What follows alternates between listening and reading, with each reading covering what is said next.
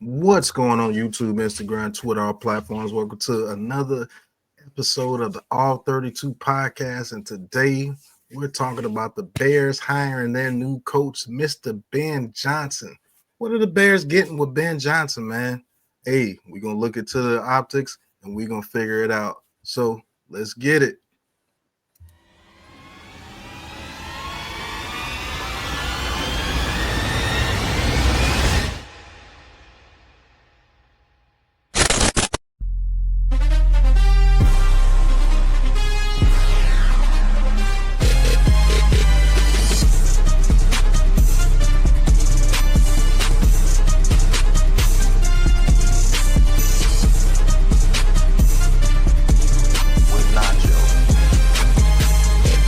So to be honest with you, we got a couple of sacks because of hustle. And a lot of different reasons is in the past, or it can still that quarterback that the Browns thought they were getting when they decided to pull. Shadowing that offensive lineman and waiting for Jaden Daniels to do something.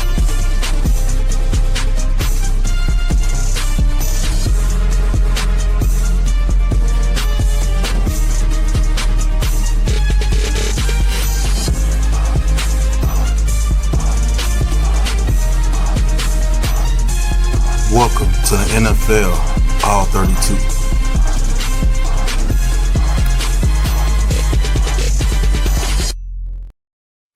Yo, love that intro, man. Yep, NFL All 32, man. We're talking about former offensive coordinator, Mr. Ben Johnson, new head coach of the Chicago Bears, goes over. Can he unlock Caleb Williams? Now, Caleb Williams was a guy that I said that wasn't going to be the next coming of Patrick Mahomes. I believe he has anxiety issues, and I believe he's not a true leader at the quarterback position. But he did have a decent rookie season. I'm not going to poo-poo him. He did have a decent rookie season, but when it comes to winning, I just don't think he's a quarterback that's going to be one of those guys that lead you to a Super Bowl or anything like that. That's just my opinion. You guys might think I'm crazy. A lot of fans thought I was crazy when I said that I would put him on the same level as a Bo Nix. Guess what? Bo Nix made the playoffs. Caleb Williams didn't. And looks like they say about how Daniel Jones over here with the New York Giants, he might be the start of a coach killer, like we talked about in the Jets video. But Mr. Ben Johnson, he is the new head coach of the Chicago Bears. So we're going to listen to what ESPN and their columnist has to say about Bears Ben Johnson head coach. Let's talk about it. Let's hear them talk, and we're going to chime in. You know what time it is. But it's going to take more than just you. And there are a lot of pieces already in place. I wanted to stay in this division. I know this is the toughest division of football right now. There's 3 teams that made the playoffs this year. Dan Campbell, Kevin O'Connell. You're talking about 2 guys that are up for Coach of the Year awards as the season ends here. And to be quite frank with you,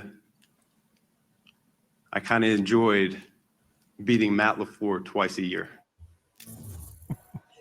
That's got to be his boy, man. Come on. Yeah, I don't think he talks, he throws that shade unless they're good friends. All right. Bears reporter Courtney Cronin in the room today for the press conference. What did Caleb Williams have to say about his new coach and the plan moving forward, Courtney? Yeah, Laura, 2 days before Caleb Williams showed up at Ben Johnson's introductory press conference at Hallis Hall, he was driving on the highway in Florida when Bears team leaders gave him a call, said, Ben Johnson's your next head coach.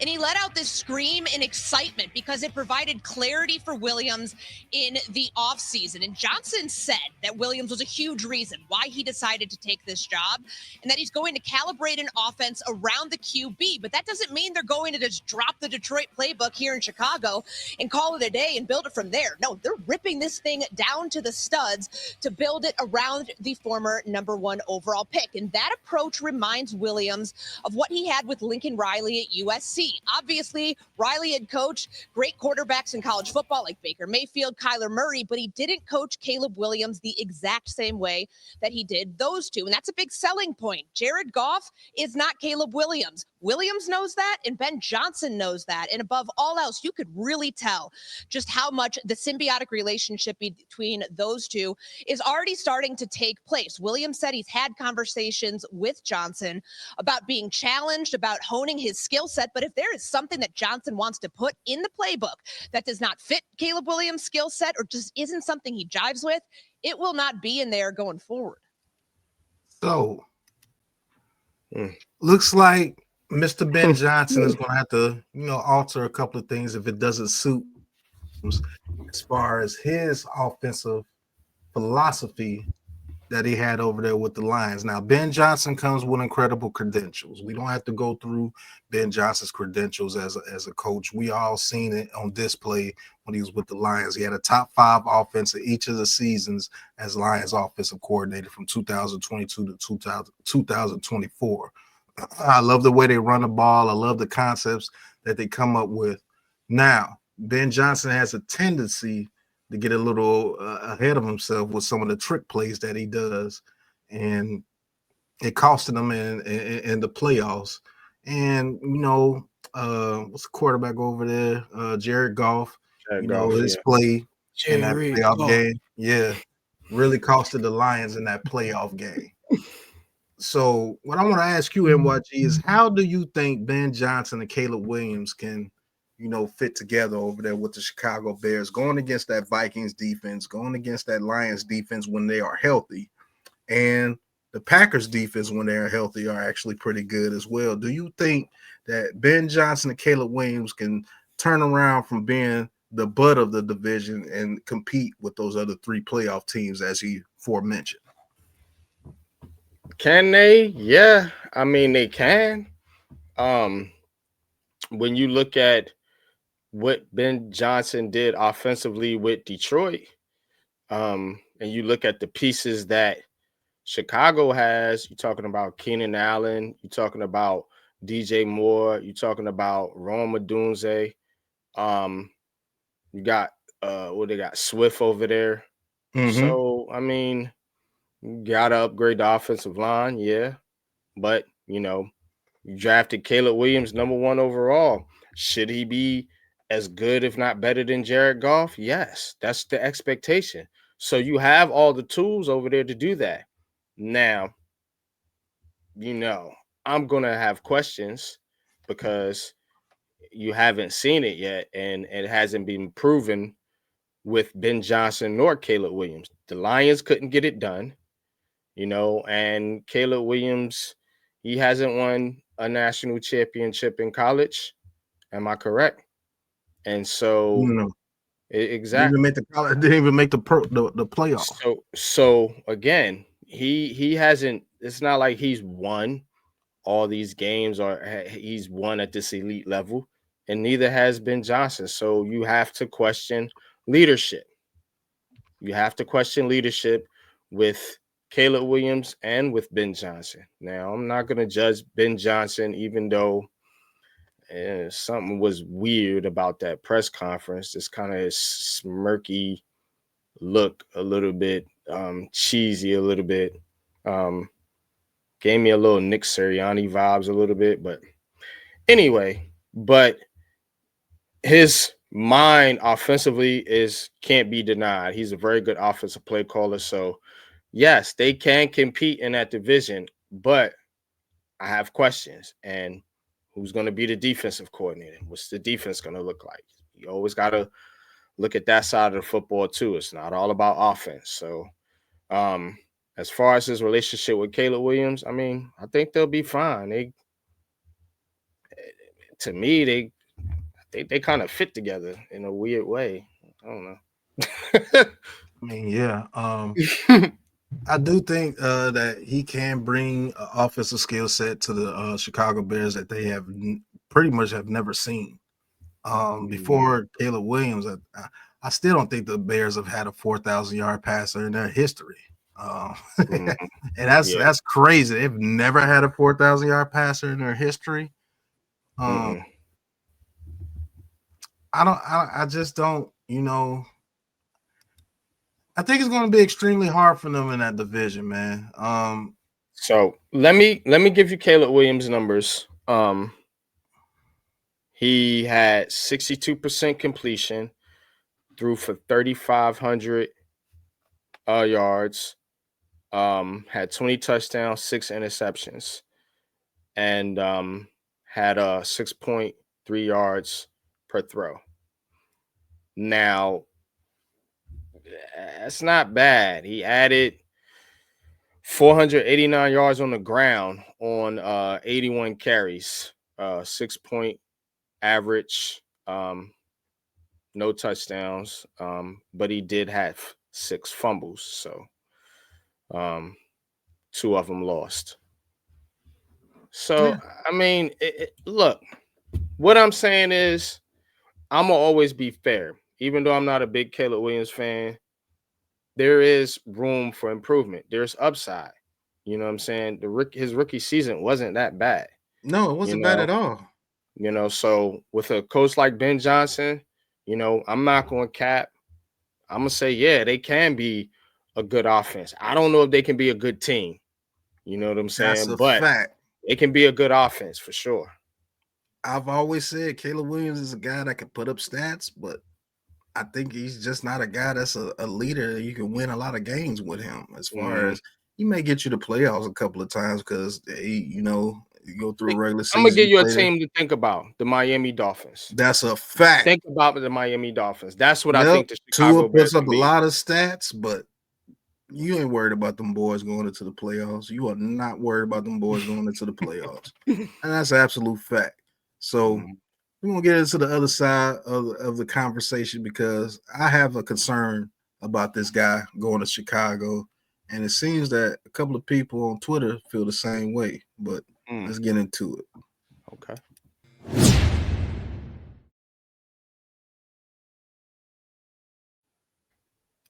Now, this video here is going to be Mr. Ben Johnson's arrival to the Bears facility. Now, I'm the type of guy that goes into, the type of man that you are when I hear you speak and your mannerisms, the way you act, and just the energy that you put off. So let's go into it.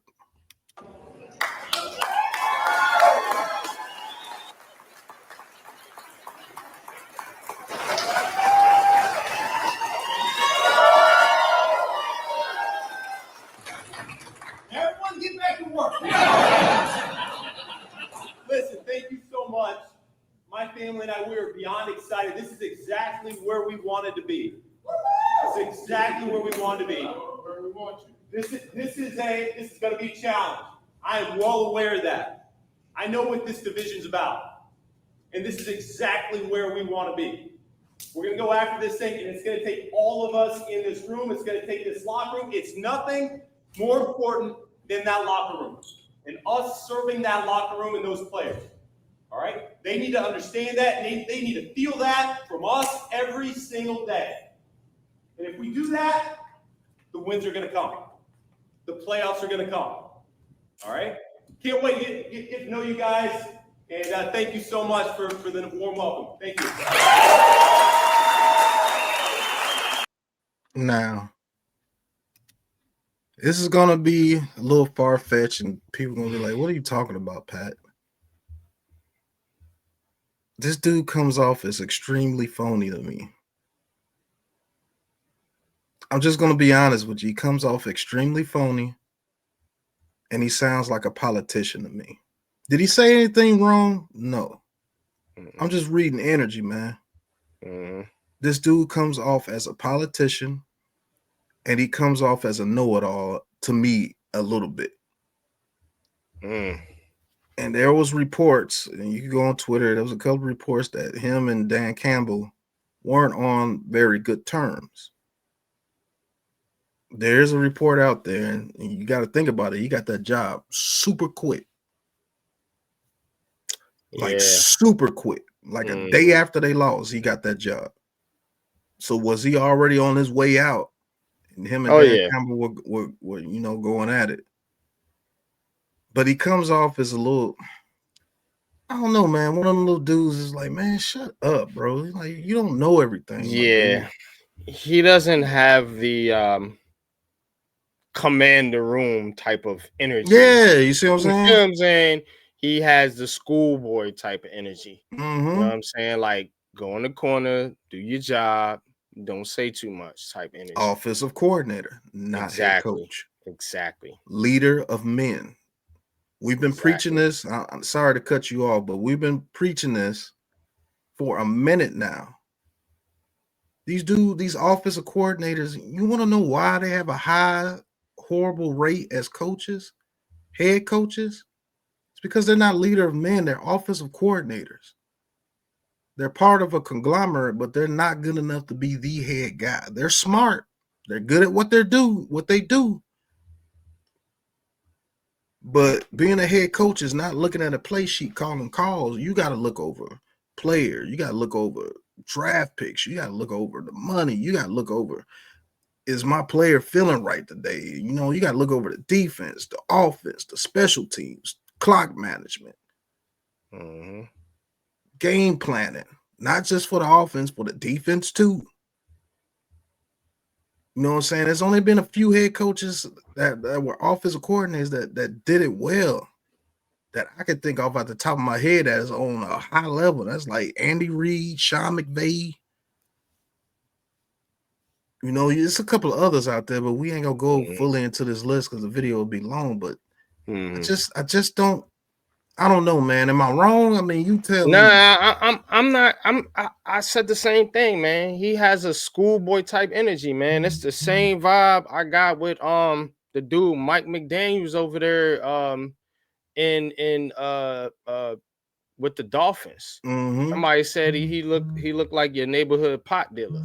You know what I'm saying? That's what they said. You know what I'm saying? Then when you look at these guys, not to judge a person by their looks, but then when you hear him speak, it's the energy. And it's like, okay, how is that translating on the football field? Pat, you play football, you know what I'm saying? Usually it's a, hey, listen, guys, like a authoritative energy. You know what I'm saying? It's more of a it's an energy, bro. That's what I'm saying. You don't gotta have the hard. toughest voice or anything like that, because Andy Reid don't. But Andy Reid got that type of energy, like, all right, guys, let's get it together. You know, It's like when you're in a room. Like, it's like when you're in a room with when you're in a room with a guy like that, like a Mike Tomlin, and even Dan Campbell. It's like you could grab the energy in the room. You can feel it. It's like a steel. Like when you're around somebody that's a real leader, like the energy is thick, and it's like I gotta pay attention to this dude because I know if I follow this dude, something great is gonna happen. I don't get it with this guy. It feels super thin and it feels forced. And it's like, man. And you could tell all he trying to do is go in there with Caleb Williams and get into that offensive playbook. Man, what? I'm telling you. And go hard on it. He ain't going to give a damn about what's going on with that defense. He going to hire a coordinator and be like, you got it, buddy. Just like who? You know what I'm saying? But when things don't go right, now is he the type? Is it going to be your fault as an offensive coordinator and you just took over this offense and you know, whatever it looks like on the field, you could say, hey, look, I'm the head coach. Ain't nothing wrong with my offense. We just need the defense to do this and do that and do this and do that. He could say that. He's the head coach. So again, is he going to be one of those types to throw his defensive coordinator or some of his defensive players under the bus? Is the defense going to be happy over there in Chicago? Because they got a good defense. So I don't know, man. I don't like these type of hires. Me either. So, but it is what it is. We'll get into this real quick. I'm actually going to give this guy a follow. He's a Detroit super fan. He's known on Twitter as the Lions man, Mr. Patrick DeVito. Shout out to him. He says, maybe I'm being a hater. I'm like, same thing's coming through my head. I ain't never going to call myself a hater. I'm not hating on the dude. Glad he got his money. But he says, maybe I'm being a hater, or maybe I'm used to extremely genuine Dan Campbell. But all the clips I've seen of Ben Johnson from his arrival to his presser have seemed phony, forced, and pretty cringy. I know he just came from Dan, but it just seems like he's trying too hard. That's a fact. They do. It's the exact same feeling that I got when I watched this presser earlier, and I watched a couple of clips. So let's go into some of the responses. D-Mac, he says, laugh out loud. It's his first time, and he ain't never seen that many zeros before. That is a fact. I'll be slick weird too, not really being in that position before. Plus, that's a lot of responsibility on his plate now. Got to get used to it. Now, is he ready for that responsibility? Exactly. Though? That's what I would have commented. You know what I'm saying? You know what I'm saying? Paul Calverley, he says, have we learned nothing from a man coming in and getting mocked about biting kneecaps? No, that was literally Dan Campbell. Yeah, that's it. That was literally Dan Campbell. Somebody says you're upset he left for Chicago. That's it, and that's all. I wouldn't be worried about it, but okay. He says, got the for Fernandad, he says, I got the same feeling. I bet AG will sound the same, will sound way more natural, which he does. Aaron Glenn, yeah. You go to Aaron Glenn, listen to what he's saying. Listen to when he went to the Pivot podcast. That's a coach. Yeah. Another person, he's too cocky. He's letting all the praise get to his head. It shows in his last season with Detroit. That's a fact. Everyone keeps saying Adam Gase. That's exactly who it reminds me of. That's a fact. You remember Adam Gase? Yeah, yep. With the Jets. Yo, I'm telling you, he isn't as personable like Dan Campbell. That is for sure. True. You know what I'm saying? So, I mean, it keeps going on. It keeps going back and forth. But I'm telling you, man, it's just something about this dude that I'm not rocking with, man. I don't know, man. I kind of feel the same way, bro, to be honest with you. And I think, like I said, a lot of times with these coordinators, they're just not leaders of men. They're more suited to, focus on one side of the football and be schematic. Everybody that's schematic can't relate to players and can't lead players on a football field. You know what I'm saying? It take a certain type of energy. If you come with this schoolboy, weird, don't be around me, do run the play type energy and my playbook's better and you just need to do it right. And if you come with that type of energy to men on a football field, it don't translate well. It won't work.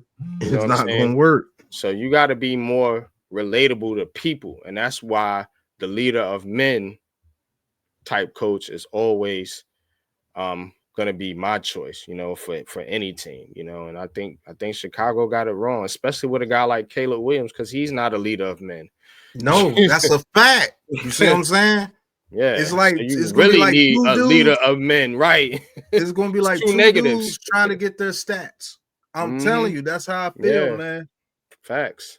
And I can't be wrong, and I'll come on here and admit that I'm wrong with another All 32 podcast, NFL All 32 podcast. Y'all know how I rock, but me as of right now, I'm just gonna say I don't trust that dude. I done seen it too many times, man. I don't either. And somebody hit that right on the head. It does remind me of Adam Gase, the little weird dude, eyes are bucked out his head like this all day long. That's exactly what it reminds me of, bro. But hey, this has been the All 32 podcast. Bears get their coveted new head coach. Mr. Ben Johnson secures $13 million per year as a head coach of the Chicago Bears. I like to see what my brother Judah Tribe thinks about it, man. But he never liked Judah. He never liked Caleb Williams. I told him Caleb Williams not going to be it. And he agreed, but we'll see, man. But until the next All 32 podcast, man, y'all know what it is, man. Peace.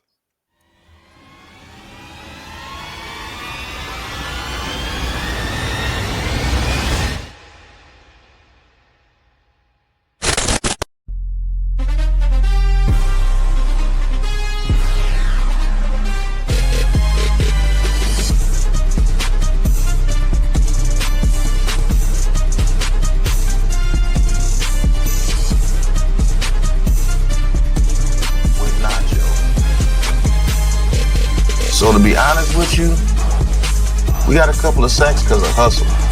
And a lot of different reasons. seasons is in the past, or if he's still that quarterback that the Browns thought they were getting when they decided to put Shadowing that offensive lineman and waiting for Jaden Daniels to do something.